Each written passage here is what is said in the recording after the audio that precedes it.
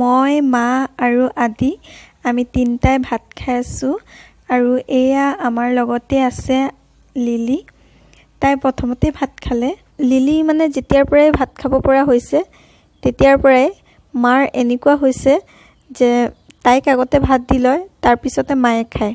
আমি যদিও বা খাই লওঁ, কিন্তু তাই খোৱাৰ পিছতে মায়ে ভাত খায়। আৰু আমাৰ ভাত খোৱা হৈ গ'ল আৰু ভাত খাই উঠিয়ে মই প্ৰথমতে কাঁহী বাতিকেইটা ধুই থৈ দিছোঁ, কাৰণ যদি থৈ দিওঁ কাঁহী বাতিকেইটা অলপ পিছত ধুম বুলি ভাবোঁ তো আৰু ধুবলৈ মন নাযায়।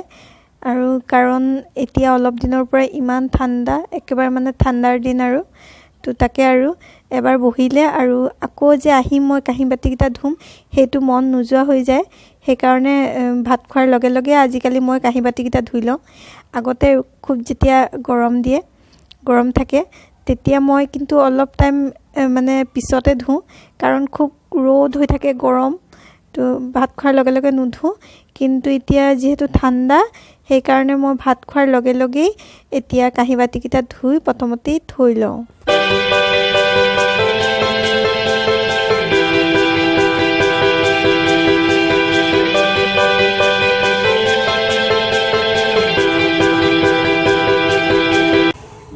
গুড আফটাৰনুন ফ্ৰেণ্ডছ, মই দেৱিকা পুনৰবাৰ স্বাগতম জনাইছোঁ আপোনালোক সকলোকে।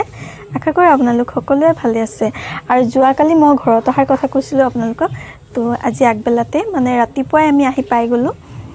হাজবেণ্ড আহিছিলে, আমাক দি থৈ গ'ল মোক আৰু আদিক।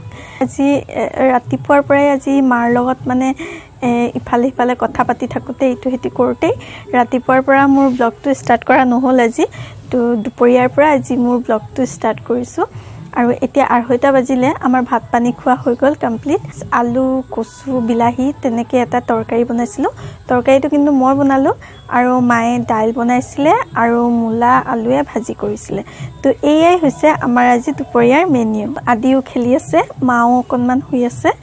তো ময়ো যাওঁ এতিয়া মাৰ লগত অকণমান শুই থাকোঁ। তো গধূলি আপোনালোকক আকৌ লগ পাই আছোঁ।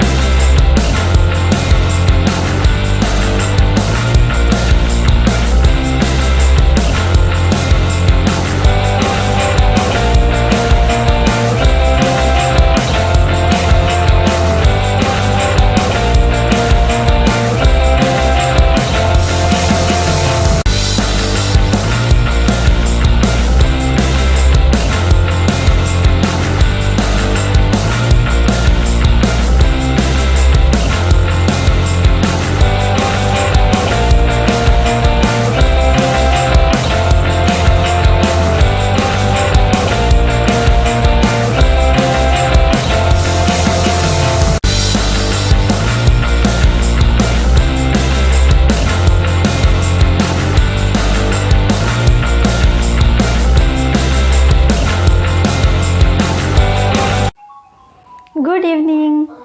তো আমাৰ চাহ খোৱা কমপ্লিট।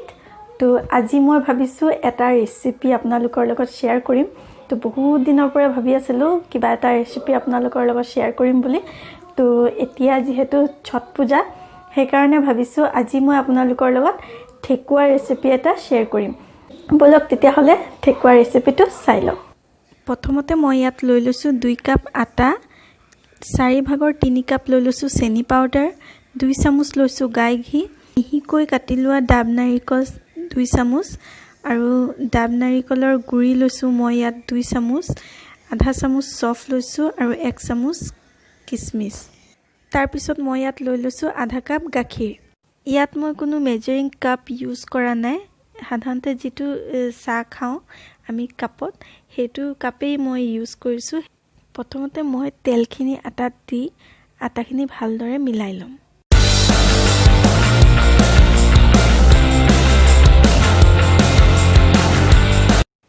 তাৰপিছত মই ড্ৰাই ফ্ৰুট, চেনি পাউডাৰ বস্তুখিনি গোটেইখিনি দি যাম আৰু গোটেইখিনি দি মই অকণমান মিলাই ল'ম। তাৰপিছত মই যিখিনি গাখীৰ থৈছিলোঁ সেই গাখীৰখিনি অলপ অলপ দি যাম আৰু সানি যাম।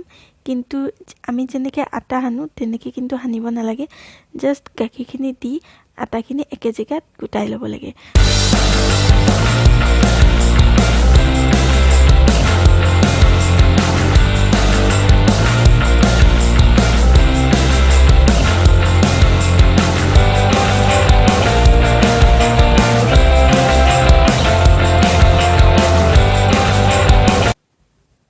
দেখিছে নহয় মই জাষ্ট গাখীৰখিনি অলপ অলপকৈ দি একে জেগাত কুটাই লৈছোঁ তাৰ পিছত মই আটাৰ সৰু এটা বল বনাই এই পুৰি চাকনিখনত লাহেকৈ দবাই দিছোঁ তেতিয়া সেই পুৰি চাকনি চাপটো তাত ধুনীয়াকৈ উঠি যাব এয়া এটা ডিজাইন হৈ গ'ল এনেকৈ মই কিবাটাও ডিজাইন বনাই ল'ম আপোনালোকে ভিডিঅ'টো চাই থাকক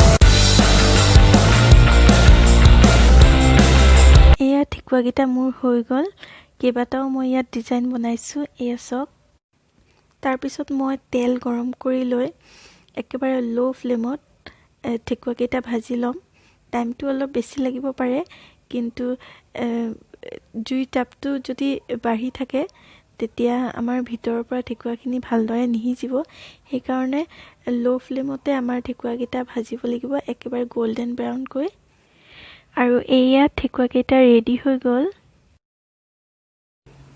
আমাৰ ৰেচিপিটো হৈ গ'ল একেবাৰে ৰেডি কমপ্লিট হৈ গ'ল তো বলক এতিয়া মই দেখাওঁ আপোনাক যে ঠেকুৱাটো কেনেকুৱা হ'ল এয়া হৈছে ঠেকুৱা মই বনাই লৈ আহিলোঁ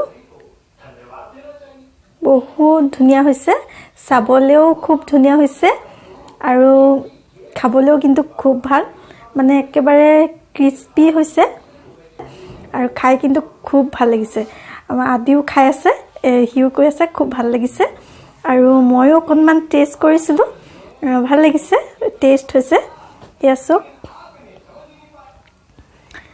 চাইও খুব ভাল লাগিছে কিন্তু এয়া চাওক ইমান ধুনীয়া হৈছে মই কেইবাটাও ইয়াত ডিজাইনত বনাইছোঁ এইটো ঠেকুৱা মই চেনি দি বনাইছোঁ সেইকাৰণে অলপ মানে কালাৰটো হোৱাইট নিচিনা হৈছে কিন্তু চেনিৰ হলনি যদি মই গুড় দিলোঁ হয় আৰু ৰঙা একেবাৰে গোল্ডেন হ'লহেঁতেন আৰু চেনি দি বনোৱাৰ কাৰণেহে অকণমান কালাৰটো বেলেগ হৈছে মানে অলপ বগা টাইপৰ হৈছে কিন্তু টেষ্ট কিন্তু একেটাই বহুত টেষ্টি আপোনালোকেও এনেকৈ ট্ৰাই কৰিব বনাবলৈও বহুতখিনি বস্তু নালাগে একেবাৰে ইজি বহুত টাইমো নালাগে বনাম বুলি ক'লে পটককৈ হৈ যায় 10-15 মিনিটৰ ভিতৰতে 10-15 মিনিটৰ ভিতৰতে হৈ যায় বেছি টাইম একেবাৰে নালাগে সঁচা কথা বেছি টাইম একেবাৰে নালাগে খুব কম বস্তুৰ ভিতৰতে ধুনীয়া ঠেকুৱা আমাৰ ৰেডি হৈ গ'ল এয়া মই বনাইছোঁ আৰু খায়ো খুব ভাল লাগিছে এয়া মাংসখিনি মই ধুই থৈ দিছোঁ অলপ পিছতকৈ বনাম আৰু